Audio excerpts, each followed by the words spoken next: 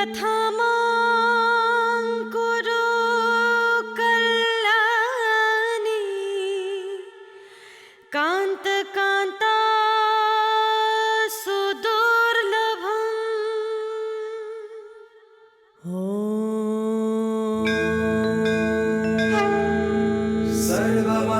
सर्वमङ्गलमाङ्गल्ये शिवे सर्वार्थसाधिके शरण्ये त्र्यम्बके गौरी नारायणी नमोऽस्तुते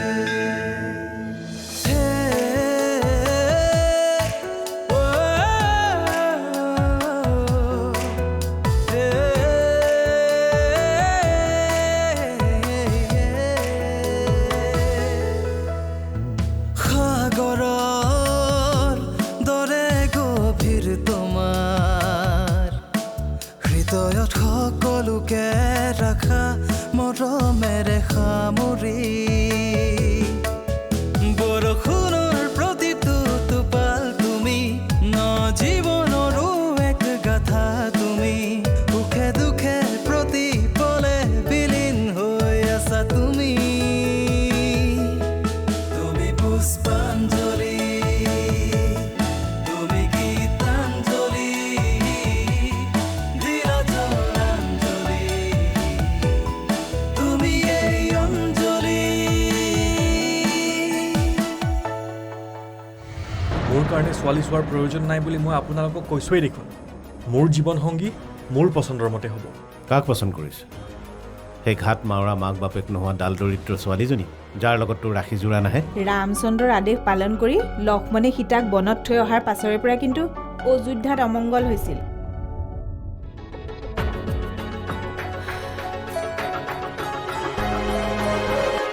জন্ম মৃত্যু বিবাহ এইবোৰ চব ভাগ্যৰ লিখন মোৰ ভাগ্যত যে জিদ্দাৰ দৰে ল'ৰা এজন আছে বা তেওঁলোকৰ ঘৰৰ নিচিনা ঘৰ এখন আছে সেইটো কথা মোৰ বিশ্বাসেই নহয় বৰ্মা তাৰ মাক দেউতাকে জোৰ কৰাৰ কাৰণেহে বোলে মোক বিয়া পাতিছিল যদি এনেকুৱাই হয় তেনে কাম কৰা ছোৱালী এজনী আনি লওক মোকনো কিয় লাগে বুলি কৈ মই গুচি আহিলোঁ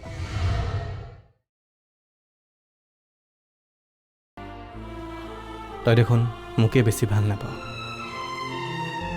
মোৰ বন্ধু এটাকে ইমান ভাল পালি নে যে তোৰ সমস্ত হৃদয় তাক দি দিলি তোমাক মই বেছি ভাল নাপাওঁ বুলি তোমাক কোনে ক'লে মোৰ মা দেউতাৰ পিছতে মই তোমাক ভাল পাওঁ তোমাৰ প্ৰতি থকা মৰমখিনিক তুমি কিয় সন্দেহ কৰিছা তুমি মোক যিমান ভাল পোৱা তাতকৈ মই বহুত বহুত বহুত বেছি মই তোমাক ভাল পাওঁ মোৰ বিশ্বাস নহয় অঞ্জলি মোৰ প্ৰতি যদি তোৰ অকণমানো মৰম থাকিলেহেঁতেন অকণমান যদি ভাল পোৱা থাকিলেহেঁতেন তেন্তে সুৰজিত কেতিয়াও তোৰ জীৱনত প্ৰৱেশ কৰিব নোৱাৰিলেহেঁতেন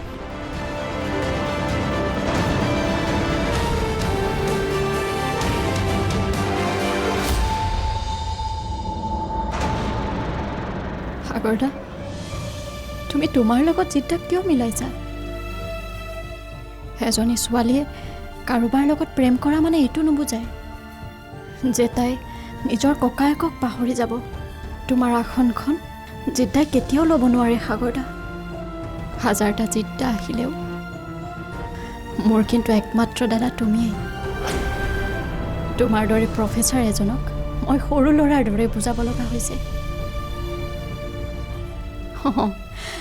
জিদ্দাই তোমাৰ ভনীজনীক একেবাৰে লৈ যাব বুলি ভাবিছা নহয় মোৰ ডাঙৰ দুখটো কি জানা অঞ্জলি মই মোৰ মনৰ কথাবোৰ আনক বুজাব নাজানো সেইটো কেনেকৈ হ'ব তুমি যদি আনক বুজাব নোৱাৰিলাহেঁতেন তেনেহ'লে প্ৰফেচাৰ চাকৰিৰ পৰা খেদা খালাহেঁতেন খেদা খায়ে আছোঁ মনৰ কথাবোৰ কাৰোবাক বুজাব নোৱাৰাৰ কাৰণে মইতো কাৰোবাৰ জীৱনৰ পৰাই খেদা খাইছোঁ কথাবোৰ খোলাখুলিকৈ কৈ দিব নোৱাৰাৰ কাৰণে মোৰ অন্তৰখন শান্তিৰে থাকিবই নোৱাৰে ইফালৰ পৰা সিফালে খেদা খাই দৌৰি ফুৰিছোঁ মাথো সাগৰদা তুমি বৰ ওচৰতো তোমাৰ অন্তৰখন জিৰণি ল'বলৈ থ'ব পৰা নাই বৰ ওচৰত তোমাৰ অন্তৰখনে শান্তি নাপায় নেকি এইটো এটা ডাঙৰ প্ৰশ্ন মোৰ সংসাৰ মোৰ পত্নী, মোৰ ভালপোৱা, এইবিলাক এটা ডাঙৰ প্ৰশ্ন হৈ অনবৰতে একোটা দৈত্যৰ দৰে মোৰ সন্মুখত বহি থাকে। মই এই প্ৰশ্নবোৰৰ মুখামুখি হ'বলৈ মই বহুত ভয় কৰোঁ। মোৰ মা দেউতাৰ পিছতে মই তোমাক ভাল পাওঁ। তোমাৰ প্ৰতি থকা মৰমখিনিক তুমি কিয় সন্দেহ কৰিছা? মোৰ প্ৰতি যদি তোৰ অকণমানো মৰম থাকিলেহেঁতেন, অকণমান যদি ভালপোৱা থাকিলেহেঁতেন, তেন্তে সুৰজিত কেতিয়াও তোৰ জীৱনত প্ৰৱেশ কৰিব নোৱাৰিলেহেঁতেন। জিত, খুৰী উঠিলা? উঠিলোঁ। কিবা কথা আছিল নেকি? মল্লিকা জনিলেহে বৰ বেয়া লাগে ন? মানুহটোৱে কাজিয়া কৰি বাৰে বাৰে তাইক ঘৰলৈ পঠিয়াই দিয়ে। তাইক ভিনদেউৱে পঠাই নিদিয়ে। ভিনদেউৰ লগত মিলিব নোৱাৰিহে তাই ঘৰত বাৰে বাৰে ঘূৰি আহে। এইবাৰ বোলে তাইক ঘূৰি নোযোৱাটো একদম খাটা। কেনেকৈ হ'ব নগ'লে? সদায় ঘৰত থাকিলে মানুহে কি বুলি ক'ব কোৱাচোন? তাইনো তাত গৈ পেলাই কি কৰিবগৈ? যদি তাত থকাৰ শান্তিয়ে নাপায়, তেতিয়াহ'লে কেনেকেনো থাকিব বাৰু তাই? মানুহে নিজৰ শান্তিবোৰ নিজেই বিচাৰি ল'ব লাগে। সৰু সৰু কথাত ঘৰ এৰি আহিলে ক'ত শান্তি পাব? পতি পত্নীৰ মাজত সৰু সুৰা কিবা কিবি লাগিব পাৰে, সেইবুলি ঘৰ এৰি অহাটো ভাল কথা জানো? তোমাৰ খুৰাই দেখোন মোক কিমান গালি পাৰে। মই জানো কেতিয়াবা ঘৰ এৰি গুচি যাওঁ। আমাৰ ভিনদেউ বেয়া নহয় জানেনে? মই কথা পাতি গম পাইছোঁ নহয়, আমাৰ ভিনদেউ বহুত প্ৰেক্টিকেল মানুহ হয়। বাইদেউ জানো কিয় এডজাষ্ট কৰিব পৰা নাই? তুমি কথাবোৰ ইমান ভালদৰে বুজি পোৱা। আচলতে কি জানা, মানুহে যিকোনো ছোৱালী এজনী বিয়া কৰালে সংসাৰখন সুখৰ নহ'বও পাৰে। বিয়া পতা ছোৱালী এজনী আগৰে পৰা জনা শুনা ছোৱালী হ'ব লাগে। আপুনি একদম ঠিক কথা কৈছে খুৰী। ছোৱালীজনী আগৰে পৰা জনা শুনা হ'ব লাগে। জিত, তোমাৰ লগত মোৰ এটা দৰকাৰী কথা আছে। ব'লা আহা, দুইটাই বহি লৈ কথা পাতোঁ। তুমিও কিন্তু দেউতাহঁতে ক'লে বুলিয়ে এই অচিনাকি ছোৱালী এজনী বিয়া নকৰাবা দেই। একদম নকৰাও। মইতো দেউতাহঁতক কৈয়ে দিছোঁ, মই মোৰ পচন্দৰ ছোৱালীহে বিয়া কৰাম। আমাৰ তাইকটো কিন্তু তোমাৰ পচন্দ হ'বই। তুমি কাৰ কথা কৈ আছা খুৰী? মই মোৰ মাহীৰ ছোৱালীজনীৰ কথা ভাবি আছোঁ জানা। তাই যে ইমান ধুনীয়া ছোৱালী, তোমাৰ দেখাৰ লগে লগে পচন্দ হ'বই। তাইক মই সৰুৰে পৰা পাই আহিছোঁ। তাই এইখন ঘৰৰ কাৰণে একদম উপযুক্ত বোৱাৰী হ'ব। তোমাক বহুত খোজ কৰি ৰাখিব। মোৰ কাৰণে কোনেও ছোৱালী চাব নালাগে খুৰী। মোৰ কইনা মই ঠিক কৰি থৈছোঁ খুৰী। কাক ঠিক কৰি থৈছা? তুমি সঁচাকৈ কৈছা নিজি? সঁচা কৈছোঁ খুৰী। মোৰ জীৱন লগৰী মই ঠিক কৰি থৈছোঁ। যদি মই বিয়া কৰাব লাগে, তাইকেই বিয়া কৰাম। আমি চিনি পাওঁনে তাইক? নোপোৱা। তাই ইয়াৰ পৰা বহুত দূৰত থকা ছোৱালী। মাক বাপেক কোনো নোহোৱা একেবাৰে সহজ সৰল ছোৱালী। তাইৰ নাম পুষ্পাঞ্জলি। এই কথাবোৰ প্ৰদীপৰ লগত আলোচনা কৰিব নোৱাৰিনে? মই আৰু আলোচনা বিলোচনা কৰাত নাই। তেনেহ'লে তই কি কৰিবি? সদায় ইয়াতে থাকিবি? থাকিম। মই আৰু ঘূৰি নাযাওঁ। প্ৰদীপে যদি নিবলৈ আহে, তই তেতিয়াও নাযাওঁ? যাম, কিন্তু তাত কিছুমান মোৰ চৰ্ত থাকিব। জিতে বোলে এওঁৰ আগত কৈছে সি হেনো ছোৱালী এজনী ঠিক কৰি থৈছে। কাক ঠিক কৰিছে? মাক বাপেক ঘৰ দুৱাৰে নথকা সেই দৰিদ্ৰ ছোৱালীজনী। তাইৰ লগত ৰাখি জোৰাও নাহে। তেনেকুৱা এজনী ছোৱালীক আমাৰ ঘৰৰ বোৱাৰী কৰি আনিব পাৰিনে?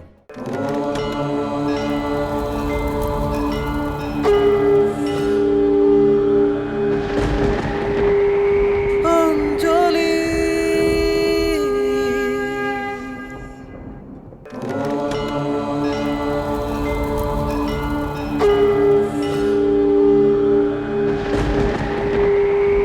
অঞ্জলি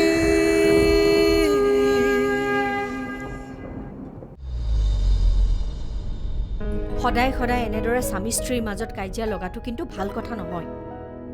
তই কিন্তু কথাবোৰ সহ্য কৰিবলৈ শিক মল্লিকা। মই আৰু কিমান সহ্য কৰিম মা? প্ৰত্যেকটো কথাতে ময়ে কিয় সহ্য কৰিব লাগে? তেওঁলোকে মোৰ কথা কিয় সহ্য নকৰে? চা, ঘৰখন ধৰি ৰখাৰ দায়িত্ব মাইকী মানুহৰ।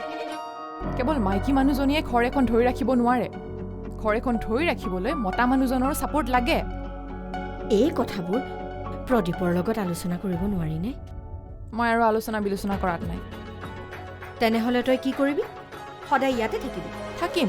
মই আৰু ঘূৰি নাযাওঁ। প্ৰদীপে যদি নিবলৈ আহে, তই তেতিয়াও নাযাওঁ? যাম, কিন্তু তাত কিছুমান মোৰ চৰ্ত থাকিব।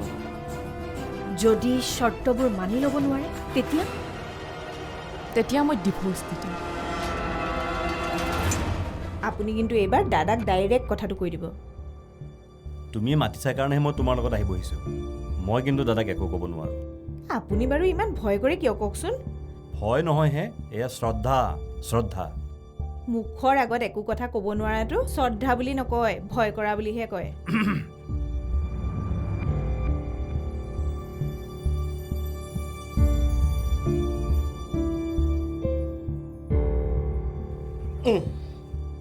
কোৱাচোন মঞ্জু, তোমাৰ মোৰ লগত কি কথা আলোচনা কৰিবলৈ আছে?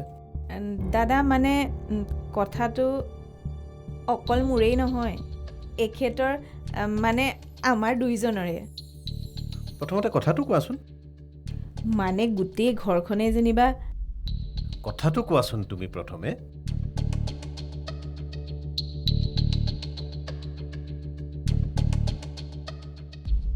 তাৰমানে দাদা, আমাৰ যে জিতৰ বিয়াৰ কথাটো ওলাইছিলে।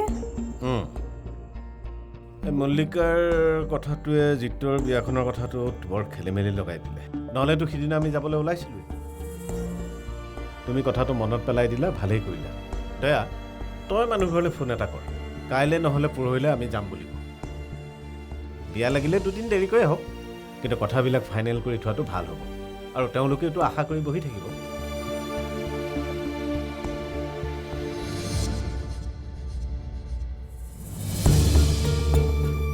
দাদা মানে জিতৰ বোলে সেইজনী ছোৱালী বিয়া কৰাবলৈ মন নাই। তাৰ মন নাথাকিলে নহ'বনে? তাৰ কইনাজনী আমি ঠিক কৰি দিয়া মতে হ'ব লাগিব। জিতে বোলে এওঁৰ আগত কৈছে সি হেনো ছোৱালী এজনী ঠিক কৰি থৈছে। কাক ঠিক কৰিছে? মাক বাপেক ঘৰ দুৱাৰে নথকা সেই দৰিদ্ৰ ছোৱালীজনী। তাইৰ লগত ৰাখি জোৰাও নাহে। তেনেকুৱা এজনী ছোৱালীক আমাৰ ঘৰৰ বোৱাৰী কৰি আনিব পাৰিনে? তাৰমানে তই কথাটো জান? জানো জানো। সেই সাগৰ আৰু সাগৰৰ মাকে নকলটো আনি ছোৱালীজনীৰ আমাৰ ঘৰত দি থৈ গৈছে। ৰাখি জোৰা নহা ছোৱালীজনীক তই কেনেকৈ বোৱাৰী কৰি আনিবি কচোন? তই পাৰিবি? নোৱাৰো। ময়ো তাকে ভাবিছোঁ। আমাৰ বোৱাৰীজনীৰো বংশমৰ্যাদা কথা আছেতো। দস্তুৰ মত আছে, যেতিয়া এইবিলাক কথা নাভাবিব পাৰে। কিন্তু আমিতো আৰু কম্প্ৰমাইজ কৰিব নোৱাৰোঁ। ছোৱালীজনী আগৰে পৰা জানি থোৱা হ'লে ভাল হয়। জনা নাথাকিলেও কথা নাই, কিন্তু ফেমিলি হিষ্ট্ৰীটো আমি জানিব লাগিব। তই এটা কাম কৰ দয়া, তেওঁলোকলৈ আজিয়ে ফোন কৰ। জিতে যদি মানি নলয়? মানিব লাগিব। তাৰ বিয়া আমাৰ মতে হ'ব লাগিব। তাৰ কোনো কথা শুনাত নাই।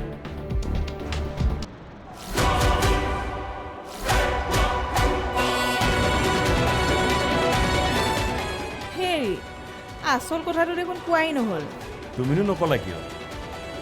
কিনো আৰু পাই। অঞ্জলিৰ লগত সম্পৰ্ক কৰাৰ আগত তুমি আচলতে এইখিনি কথা এবাৰ ভাবি চাব লাগিছিল। সাগৰ, তুমিও একেই কথা কৈছা। তুমিও মোৰ দেউতাৰ সুৰত সুৰ মিলাই আছা। আচলতে কাৰোবাক লগ পাই ভাল লাগিলেই সম্পৰ্ক গঢ়িব নালাগে। এখন মৰ্যাদাপূৰ্ণ ঘৰৰ মৰ্যাদাৰ হিচাপো কৰিব লাগে। সাগৰ, তোমাৰ পৰা মই এনেকুৱা এটা ৰেছপন্স পাম বুলি আশা কৰা নাছিলোঁ।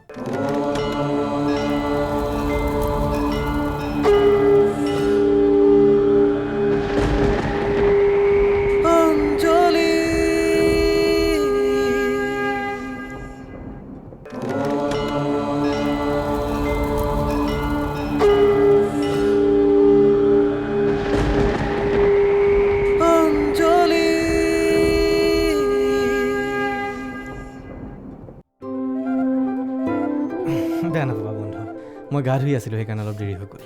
একো বেয়া পোৱা নাই। ডাঙৰ মানুহক লগ কৰিবৰ বাবে অলপতো ৰ'বই লাগিব। তোমাৰ দৰে ডাঙৰ মানুহ এজনক এনেদৰে সময় নষ্ট কৰি বহুৱাই ৰখাৰ বাবেহে বেয়া লাগিছে মোৰ। একো কথা নাই, মই খুৰীৰ লগত কথা পাতি সময়খিনি ধুনীয়াকৈ পাৰ কৰি দিছোঁ। বঢ়িয়া। আৰু বাকী কোৱা, তোমাৰ খা খবৰ? বেপাৰ বাণিজ্য সকলো ঠিকেই চলি আছে? সেইবোৰ ঠিকেই আছে ৰ'বা। ঘৰৰ কথা লৈহে অলপ গণ্ডগোল লাগিছে। দেউতাই এনেকুৱা কৰিছে যেন এসপ্তাহৰ ভিতৰতে মোৰ বিয়াখন পাতি পেলাব। ভালে কথা, দেউতাই তোমাৰ বিয়া পাতি দিব, কিহৰ টেনশ্যন? মোৰ দৰেতো তুমি নিজেই নিজৰ বিয়া পাতি মোৰ গৰম কৰিব লগা হোৱা নাই। এতিয়া মোৰ মূৰটো যিমান গৰম হৈছে, তাতকৈ নিজৰ বিয়াখন নিজেই পাতিব পৰাহেঁতেন বহুত শান্তি পালোহেঁতেন। এতিয়ানো তোমাৰ কিহৰ অশান্তি হৈছে? মোৰ দেউতাই পুষ্পাক একচেপ্ট কৰা নাই। কাৰণ তোমাৰ আৰু তাইৰ জোৰা নিমিলে। লগতে তাই দুখীয়া ঘৰৰ ছোৱালী। তাইৰ মাক বাপেক নাই, বংশ পৰিচয় নাই। ইমানবোৰ নাৰ পাছতো কিহৰ ওপৰত ভিত্তি কৰি তোমাৰ দেউতাই তাইক চিলেক্ট কৰিব কোৱা? কিন্তু তাইৰ লগত যে মোৰ প্ৰেম ভাল পোৱা আছে, আমাৰ অন্তৰৰ সম্পৰ্ক এটা আছে, আৰু সেইবোৰ তুলনাত এইবোৰ ৰাহিজোৰা, ধনী দুখীয়াৰ পাৰ্থক্য, এইবোৰ চব মূল্যহীন। কিন্তু তোমাৰ দেউতাই সেইবোৰ বস্তু বৰ বেছি গুৰুত্ব নিদিয়ে। গতিকে অঞ্জলিৰ লগত সম্পৰ্ক কৰাৰ আগত তুমি আচলতে এইখিনি কথা এবাৰ ভাবি চাব লাগিছিল। সাগৰ, তুমিও একেই কথা কৈছা? তুমিও মোৰ দেউতাৰ সুৰত সুৰ মিলাই আছা? আচলতে কাৰোবাক লগ পাই ভাল লাগিলেই সম্পৰ্ক গঢ়িব নালাগে। এখন মৰ্যাদাপূৰ্ণ ঘৰৰ মৰ্যাদাৰ হিচাপো কৰিব লাগে। সাগৰ, তোমাৰ পৰা মই এনেকুৱা এটা ৰেছপন্স পাম বুলি আশা কৰা নাছিলোঁ। তোমাৰ পৰা মই মোৰ সমস্যাৰ এটা সমাধান পাম বুলিহে মই ইয়ালৈ আহিছিলোঁ। কিন্তু তুমিও দেখিছোঁ মই দেউতাৰ পক্ষৰে মানুহ। মই তোমাক কি পৰামৰ্শ দিম বুলি তুমি আশা কৰি আহিছা? তুমি ভাবিছিলা নেকি যে ঘৰত একচেপ্ট নকৰিলেও অঞ্জলিক তুমি পলুৱাই লৈ যোৱা বুলি মই তোমাক বুদ্ধি দিম? বন্ধু, তোমাৰ সন্মুখত দুটা পথ খোলা আছে। এক, মা দেউতাৰ কথা মানি তুমি অস্তিত্ব ৰক্ষা কৰা, নহ'লে প্ৰেমক ৰক্ষা কৰিবলৈ গৈ অঞ্জলিৰ লগত অকলে ক'ৰবাত বিয়া পাতি অস্তিত্বৰ বিসৰ্জন দিয়া। তাৰ ভিতৰত তুমি কোনটো পথ বাছি ল'বা বন্ধু? মোৰ প্ৰেমেই মোৰ অস্তিত্ব। মোৰ দেউতাৰ অট্টালিকা, দেউতাৰ এই বিজনেছ এম্পায়াৰ, এইবোৰ মোৰ অস্তিত্ব বা মোৰ চিনাকি নহয়। মোৰ অস্তিত্ব মোৰ ভালপোৱা মাজতহে। যি ভালপোৱাক মই গঢ় দিছোঁ, প্ৰতিপালন কৰিছোঁ, সেই পুষ্পাৰ প্ৰেমক মই পূৰ্ণতাও দিব লাগিব। লাগিলে তাৰ কাৰণে মই গোটেই পৃথিৱীখনকে বাদ দিম।